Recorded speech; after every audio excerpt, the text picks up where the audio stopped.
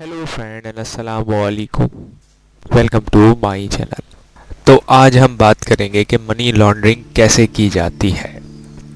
एक एग्जांपल से इस पूरे प्रोसेस को समझने की कोशिश करते हैं।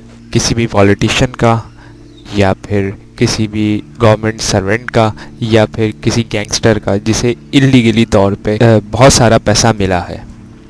मान लीजिए कि करप्शन करके किसी पॉलिटिशियन ने पैसा कमाया है। जो पैसा पॉलिटिशियन ने करप्शन करके कमाया है, अब वो उसको छुपाने की कोशिश करेगा, लेकिन वो पैसा इतना ज़्यादा है कि प्रैक्टिकली उसको छुपाना बहुत बहुत मुश्किल हो जाता है या प्रैक्टिकली पॉसिबल ही नहीं रहता।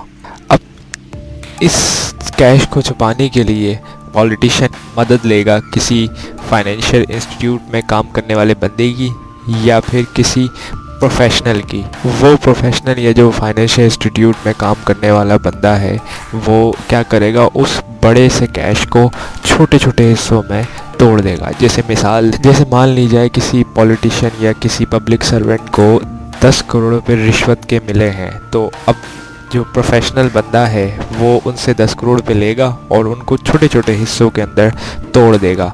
और जैसे 10 करोड़ रुपए को 10 लाख रुपए के अंदर तोड़ेगा तो 100 हिस्से बनाएगा और 100 बैंक अकाउंट्स में वो अलग अलग बैंक के अंदर जाके जमा करवा देगा, ताकि किसी भी रेगुलेटरी अथॉरिटी या किसी भी लॉ इन्फोर्समेंट एजेंसी का शक उस पर ना जा सके। या फिर एक और काम किया जाता है कि अलग अलग नामों से शेल कंपनीज़ बनाई जाती हैं। अब शेल कंपनीज़ क्या होती हैं? ये वो कंपनीज़ होती हैं जो सिर्फ ऑन पेपर यानी कागजात के अंदर एग्जिस्ट करती हैं, असल में इसका कोई काम नहीं होता। ये सिर्फ बनाई ही इसलिए जाती हैं ताकि काले पैसे को या करप्शन के पैसे को छुपाया जा सके।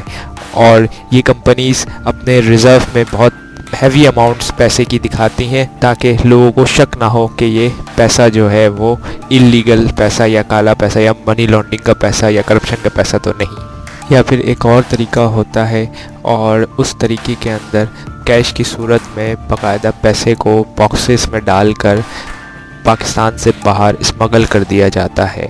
इस पूरे प्रोसेस को हम प्लेसमेंट कहते हैं। पाकिस्तान से ये बाहर पैसा जाता है तो ये उन कंट्रीज़ में चला जाता है जो टैक्स हेवन कहलाई जाती हैं, जिसके अंदर दुबई, सिंगापुर और पनामा वगैरह शामिल हैं। उन कंट्रीज़ में अलग अलग कंपनीज़ को ये पैसा वसूल होगा और कॉम्प्लेक्स अकाउंटिंग ट्रांजैक्शंस के ज़रिए इसका ओरिजिनल सोर्स कि ये पैसा पाकिस्तान से आया था उसको छुपाने की हर मुमकिन कोशिश की जाएगी।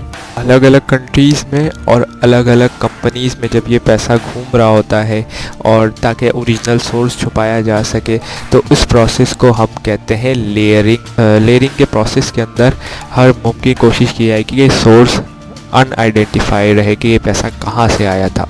लास्ट स्टेज जो होती है मनी लॉन्ड्रिंग की उसे कहते हैं इंटीग्रेशन, जिसके अंदर पैसा वापस घूम के पाकिस्तान के अंदर आता है। आइदर वो फॉरेन डायरेक्ट इन्वेस्टमेंट की सूरत में हो या किसी भी बिजनेस ट्रांजैक्शन की सूरत में है, पाकिस्तान वो पैसा वापस आ जाता है। और जैसे ही पाकिस्तान पैसा आएगा वो इन्वेस्ट कर दिया जाएगा, आइदर कि वो रियल इस्टेट में लगा दिया जाए या फिर स्टॉक मार्केट में या किसी भी ऐसे बिजनेस में पैसा लगा दिया जाए जहाँ पे इसका सोर्स जो अल्टीमेट सोर्स है कि ये पैसा कहाँ से आया वो छुपाया जा सके। ग्लोबली G7 कंट्रीज़ ने मिलकर एक इदारा जिसे फाइनेंशियल एक्शन टास्क फोर्स कहते हैं बनाया है। इसका काम ये है कि ये कंट्रीज़ को रिकमेंडेशन दे कि आप किस तरीके से मनी लॉन्ड्रिंग को रोक सकते हैं। मैं FATF पे ऑलरेडी एक सेपरेट वीडियो बना चुका हूँ, लिंक डिस्क्रिप्शन में है। अगर आपको FATF के बारे में जानना है कि किस तरह काम करता है या किस तरीके से इसका फंक्शन है, नीचे दिए गए लिंक पर ज़रूर क्लिक करें। पाकिस्तानी गवर्नमेंट ने भी काफ़ी सख्त कानून बनाए हैं मनी लॉन्ड्रिंग को रोकने के लिए। मैं उम्मीद करता हूं कि आप इस वीडियो के बाद जान चुके हैं कि मनी लॉन्ड्रिंग क्या होती है और किस तरीके से की जाती है। इस वीडियो को लाइक करें, शेयर करें अपने दोस्तों के साथ, चैनल को सब्सक्राइब करें and thank you for watching this video.